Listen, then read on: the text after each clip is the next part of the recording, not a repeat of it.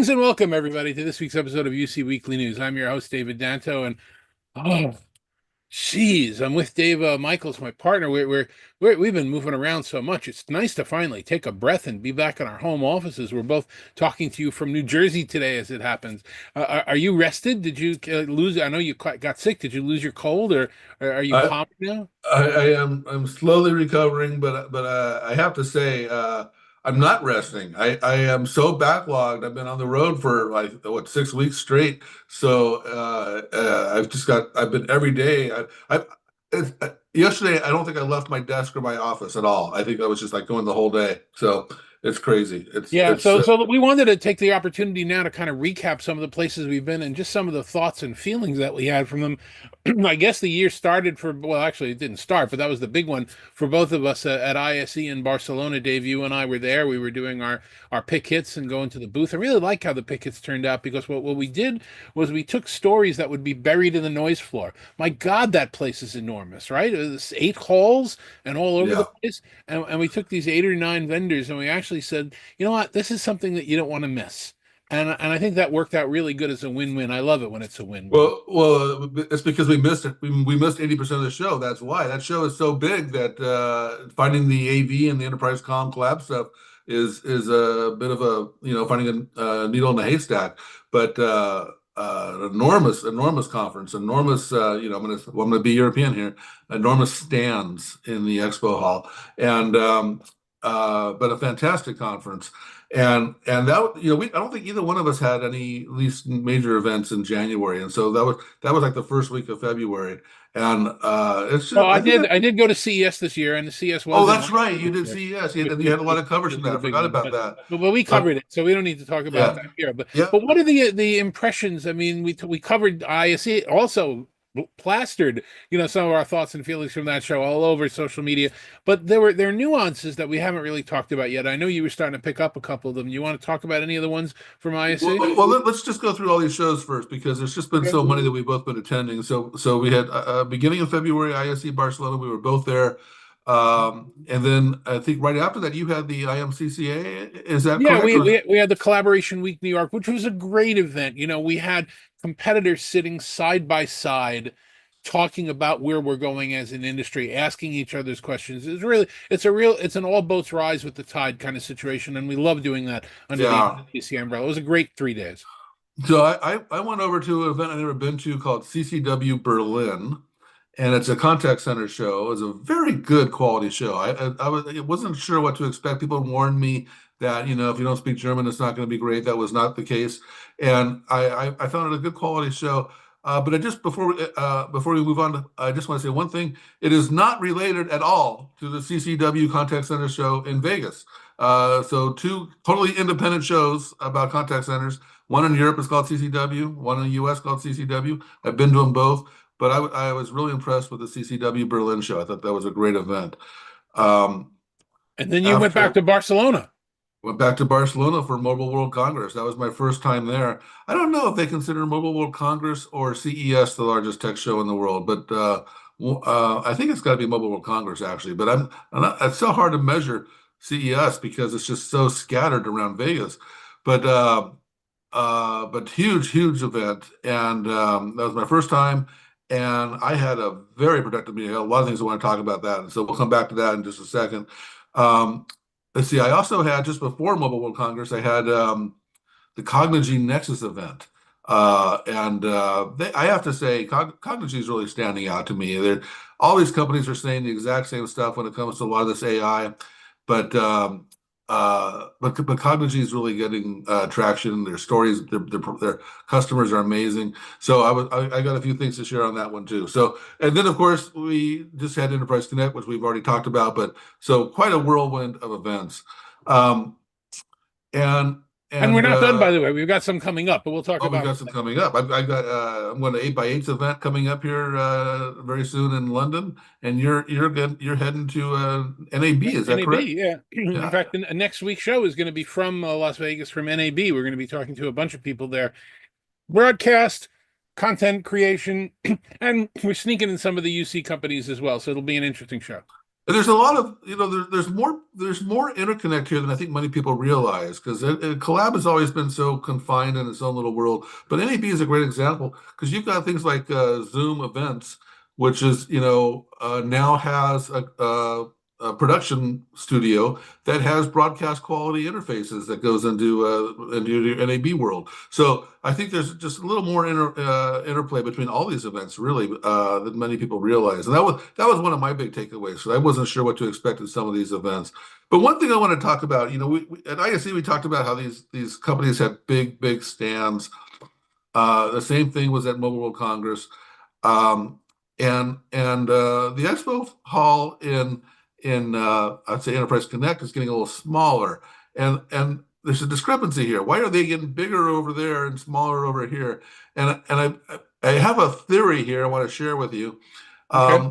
And if you recall, when we walked around the Enterprise Connect Expo Hall, I was pretty excited about these meeting rooms. We went to the Ring Central booth, had a big meeting room. You There were people barged actually into the Ring we Central booth in the middle barged of the into it, like, meeting. look at their meeting room. But they weren't the only ones. A lot of the vendors had meetings, and in fact, there was a whole row kind of toward the end, like Mitel, a whole row of nothing but meeting rooms, kind of at the end.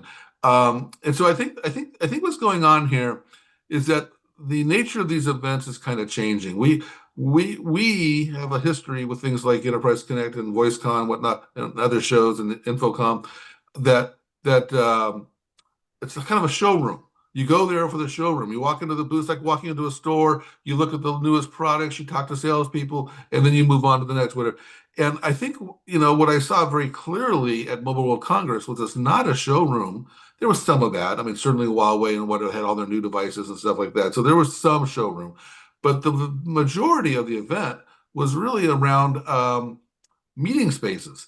And the first, one of the first booths I saw that really stood out was the Google Android booth, right, or stand, and it was huge. It looked like a giant theater. Remember QSE we saw at the InfoCon, like the giant theater. It's like wow, they must have like a six-room theater in there going on. I wonder what's going on in there. It turned out it wasn't a theater. It was nothing but meeting rooms, and that was just Google Android. Then I found the Google Chrome booth, which was about the same size, and then I found the Google Cloud booth, which was like the same size. Each one of these was bigger than a 7-Eleven, and they were nothing but meeting. They weren't showing any product. You walk in and there's a receptionist, and they say, "Oh, what time is your meeting?" And they're like, they book you. "Oh, you're in meeting room 6. Go, Same come over thing here." with Microsoft at ISE. They had a coffee bar and meeting room, nothing else. Yeah, yeah, and same thing with the Microsoft at Mobile World Congress. They had a huge. What I liked about the Microsoft booth is they had all these meeting rooms in the bottom, and you can go upstairs, and there was this big common area of tables and people just hanging out. So they had the kind of the showroom, even though they weren't showing anything, but the hangout part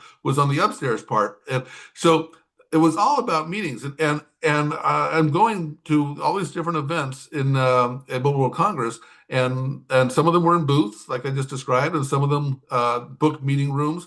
Some of them had built dedicated booths that were nothing but meeting rooms.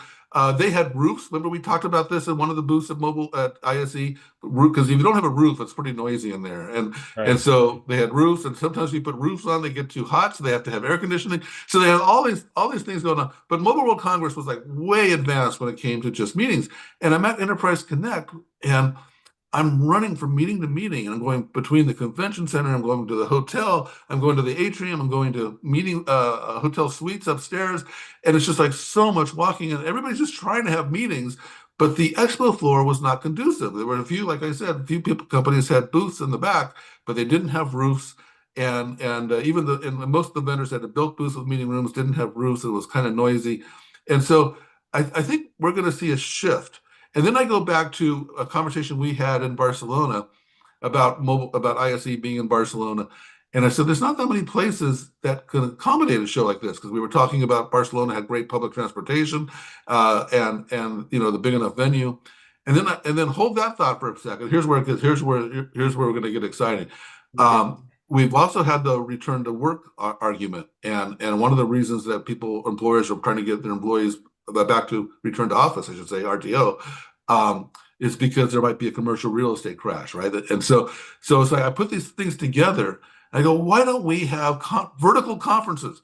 Take a big skyscraper in New York, right down by Penn Station, and we have a big giant Enterprise Connect or whatever, big giant conference there that's vertical. We work our way up or down a tower, they'll charge more for this than they will make in office space because there'll be so many events. I mean, right now, where do you go to New York? Javits Center? It's like it's way out of there. It's not very good. So here, so right downtown, all the trains come in. You got beautiful views, and you work your way up or down these towers, and you have your conferences right there in the heart of the city. I think it's a great use of commercial real estate, and you could actually have real nice offices and meetings and all this stuff as well as booths and whatever else you need in there because they tear down Well, all you those know, walls. it's also interesting in that if a manufacturer wants to demo a product, hey, here's the new Adapt headsets that I just got from EPOS that I'm playing with. I can open this box that happens to be empty right now, but I can show you what's in it. I can demo it. You can't hear it yourself, but you can get 90% of the demo. If we want to talk about features and functions, again, we can do that online just fine. The conference is really for meeting the people. That's what we came to Exactly. do. You never get the 500 analysts all in one space that you do from Enterprise Connect or the tons of end users you get from an Infocom or an ISE. That's what the point is. So you're seeing more meeting rooms because it's more about meetings than it is about showrooming. Exactly. And so I just feel strongly that we're seeing this shift. And that's why we saw so many of these booths now at Enterprise Connect that had meeting rooms. But it wasn't quite as well thought out as the ones I saw in Mobile World Congress or ISE. So I think they were kind of in this shift where it's kind of changing toward meeting centric. And I was talking to some of the vendors at Enterprise Connect about, why are you here and why did you come to this event? And they said, well, it's a very effective for us because we meet so many of our partners. We meet all the analysts, we meet all the media. So that's why we come. They don't even mention looking for customers anymore. They're not even looking for prospects. And so if you go to, all those keynoters had their own events. So you go to a WebEx One or a Microsoft Ignite. That's great for their little ecosystem, or I shouldn't say little. They're big ecosystems. But if you really want to talk to all kinds of partners and all the analysts and all the media, that's where an Enterprise Connect or other event ISE fills that gap. And we should mention, I know we've talked about this before, and this is not an Enterprise Connect show. We did that last week, but the Enterprise Connect is moving from Orlando to Las Vegas, at least for next year. Enterprise Connect is a great show. I would never miss it. We've both been going for a really long time, but it has a unique problem. From an economic standpoint, most conferences either charge the exhibitors or they charge the attendees. And Enterprise Connect kind of charges both. Now, you have to always charge the attendee other than the free passes that are given out because you don't know if people are serious. So if they're not coughing up 50 or $100, you don't know if they're actually going to show up. That's a waste. But Enterprise Connect is not a cheap show to attend as an attendee. And it's a very odd mix looking at all these other trade shows we go to.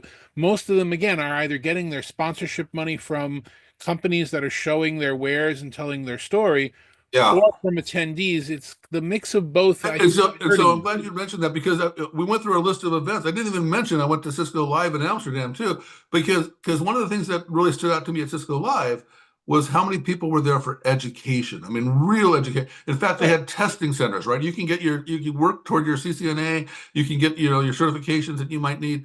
I said CCNA, but that's true, but I meant CCIE. But you can work toward your credentials and just the breakout sessions and training, because if you're a Cisco administrator, you can go and you can learn so much. And so I think education is a big part. And so these big conferences, is it more around promotional education, why you should buy this or why you should buy that, or is it more around administrative and technical, how to configure this and how to configure that? And you can charge more. You can charge a legitimate entry fee if there's a technical certification, or especially even if there's testing on board. I was wondering, why doesn't Enterprise Connect have testing on board? Why doesn't Cisco have certified testing going on at the gala? And I think that would make the conference better because it attracts a more technical audience and again brings all these minds together. And that's what I mean. I've been writing up some content on the Enterprise Connect event. There's nothing like this. The amount of talented, knowledgeable people in our industry that were in one location It's just fantastic, and I think it can even be better, right? Like I said, with the testing stuff. Yeah. So Why don't we let's make sure we curve a little bit slightly. Let's talk about some of the things that we learned at these shows and that we've seen at these shows. I know we were talking about, the future of enterprise communication around what's going on with that you saw at Mobile World Congress, RCS getting bigger and you had some issues with quality of service and some other things. Why don't you tell everybody about that? I think it's a conspiracy, man. I'm telling you, there's a conspiracy. I go to a lot of events, and the usual thing is you get there and you figure out the event Wi-Fi. But Mobile World Congress just had terrible Wi-Fi, and it's Yeah. like, oh, it just happens to be a cellular company, a cellular event, and they all want you to use their 4G and 5G connections. But even that was pretty hard. It's a big event, right? It's hard for cities to organize capacity for such a big event like that. But anyway. I was surprised. I wasn't quite sure what to expect at Mobile World Congress, but there was a lot more overlap than I was expecting, and it turned out to be really nice. I got to meet uh, Anthony Bartolo. I've known Anthony for a long time, and he's had stints at Bandwidth.com, he's had stints at Avaya, and he's working at Tata, and so he just landed a new role at Ericsson. And this is really kind of an interesting thing. If you remember when Ericsson acquired Vonage. They had the story about they were going to build Vonage out to be this network API story and build up their CPaaS thing like that. And that hasn't been going as well as they had wanted. And so Ericsson's trying the exact same story again with a slight major modification. They created a new company called Aduna. They put Anthony Bartolo in charge of it. Ericsson owns half of this company. The other half will be split up among several wireless MNO providers around the world. And so they're going to try to get more buy-in this way. If they own it, part of it, they'll buy into it. And they're working on the network API stories, and they're working on the network API monetization and stuff like that. So it's this really interesting thing because it's the same story we heard from Vonage and Ericsson before, but now it's Aduna. And one of the key characteristics is that Vonage was wholly owned by Ericsson, so not all the service providers were excited about that, and not all the CPaaS companies were excited about that. And so now this new story, Vonage is neutral. This is where it gets really interesting. Vonage is completely neutral from Ericsson, right? But I saw Aduna and Vonage in the Ericsson booth at Mobile World Congress. I saw Aduna and Vonage and Ericsson at the Vonage booth at Enterprise Connect. So they're trying to we're completely independent and separate, but we're kind of working the same. So they're going to have to let that dust settle a little differently. But I think the story is really getting interesting. I love that Anthony is there. We posted an interview with Anthony at the Duna. I mean, this was all just fresh paint, right? Because Mobile World Congress was just a few weeks ago. This stuff was all announced just about a month ago. And so it's all kind of coming together. And so I think that's a really interesting story. And so the CPaaS story and the network API story is changing. And then, of course, at Mobile World Congress, all they talk about is RCS because that's the new way to talk to customers. But at the Enterprise Connect, all the CCaaS companies are not talking about RCS because it's not as mature here in the US yet. And it's like, well, wait a minute. If all these customer conversations are happening in RCS in Europe, how are they conversing back and forth if they're not going into the contact center yet? So I think there's going to be a really interesting convergence happening here in the next this year, Yeah, 2025. we've been waiting for RCS to mature for a really, really, really, really long Yeah, but time. but it's happening a lot quicker now. I mean, not for it to mature, for it to start. We've been waiting for it to start for over a decade, and now that Apple did its thing, and now it's starting to happen, and we're seeing some real interesting traction. And I want to thank Infobip. They made sure I got to see some really good content at Mobile World Congress, and I came away as a big RCS fan, so that was good. Cool. Let's talk for a second about some of the shows within the shows. I get the opportunity to attend events by a company called Showstoppers and a company called Pepcom when I'm at CES. Showstoppers does something at NAB and they did something at Mobile World Congress. That's where instead of tire kickers, you get a lot of people attending these big events. You get just analysts and press and media, a much smaller audience. You get to really see and talk to the people. Everybody has the same size table, so there are these none of these behemoth booths and stands that are all over the place. You had an experience at Showstoppers at Mobile World Congress, right? Yeah, and it's the second time I've done. The last time I did Showstoppers was at CES, but that must have been, I don't know, 5 years ago. You must have done Showstoppers at CES. Yeah, I go every Yeah, year. I would never miss it. Yeah, so I was looking forward to it. I got there and great food, by the way. I was not expecting that. So they had great food at this one. But yeah, you're right. One minor update to the way you described it. They all have the same size table, but some of them are really interesting, and you cannot get up to that table. So some of these vendors were just like, super celebrities already. One of them was like super crowded. I couldn't get up to the table. I finally got to the table, and I still can't figure out what the hell they were talking about. I just don't understand it. So I spent a lot of time there and I could not understand it. But anyway, one of the things that stood out for me actually is what do you call these things? Heads up glasses. And so we talk about AR, we talk about VR, and heads up glasses are kind of a version of AR. But you've maybe got a heads up display in your car where you can read the speedometer stuff on the glass. So I tried on some of these heads up glasses that were shining information inside the glass. I was really surprised I could read it because I usually can't read anything without my glasses. So you take my glasses off, put on these fake glasses, and I was actually able to read this stuff really close, which was kind of I still don't understand how that happened. Um, but I could really see this category taking off because that technology is not that expensive and so much simpler than VR and kind of passive. If you don't want to look at it, you just look through the glass. And I was really very impressed with that. And there were actually a couple of these at Showstop. I guess only one at Showstoppers, but I saw quite a few more at Mobile World Congress.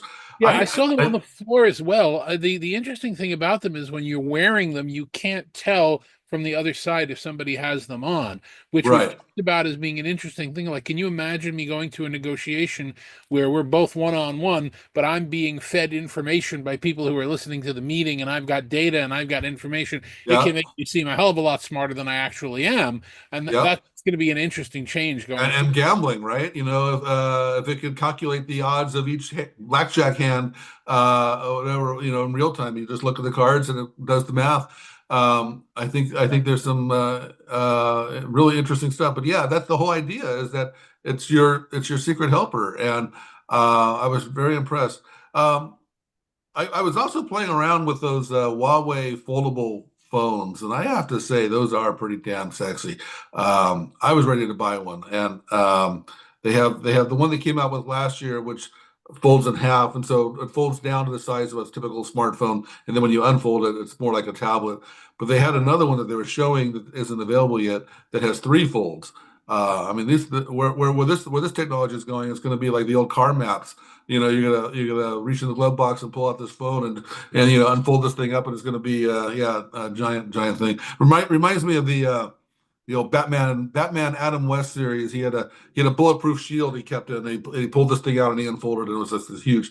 It'll be perfect. It'll be perfect. Foldable, bendable, rollable screens. It's definitely something that's in our future. I've seen them. We'll see more of them at Infocom when we get there in June. So what are the other things that we're going to be going to this year? Let's take the last 2 or 3 minutes to talk about that. I Oh know my you're gosh! you're headed for an 8x8 conference, right? I head to 8x8 next week, and that'll be interesting. It's in London. They're doing it at one of their customers, Southampton Football, which apparently is in last place. But nonetheless, we're gonna watch them apparently lose at a football game, but that'll be great. But this is great. 8x8 last year did it at the San Diego Zoo because that was one of their customers. So I like the vibe here. I like what they're doing here with their customers. That's good. And week after next, like I said, I'm going to be at the NAB conference. We're going to be talking to a number of people that are there. I know Shure is going to be there. We're talking to them about some of the initiatives that they're going to be working on, and a few other companies, and that's going to be interesting. And then Things will slow down in the summer. They always slow down in the summer. There'll be a small individual events. I know. Gosh, Content Gurus got their brain event. There's another one that I can't think well, of right. we got a couple of analyst only meetings that we're going to be going to that we really can't talk about just yet because it's going to be a lot of NDA releases in advance of shows. So I will be seeing you in Europe at some point in the next couple of months. And then, like I said, Infocom. Infocom goes back and forth between Las Vegas and Orlando. The old joke is if you're not sure at 4 o'clock in the morning which of those two cities you're in, you wake up, you go to the hotel room, move the curtain. If there's condensation on the glass, you're in in Orlando. If there's no condensation on the glass, you're in Las Vegas. But this is an Orlando year. Orlando in June, not my favorite place. You know, the humidity and I don't get along, but it's going to be a good show at the Orange County Convention Center. I'm going to be speaking on one of the panels with our friend Erwin Lazar. And if you're not planning on going to that show, go to that show, because some of the things that we did at ISC we'll probably be doing here at Infocom again as well. Very good. All right, should we wrap this up? Absolutely. Well, Dave, thank you for watching. how can somebody reach out to you and Oh, I? come on. They all know how to reach us. None of that silly stuff. No, it's a standard close, man. Thank you for watching. It's a great close.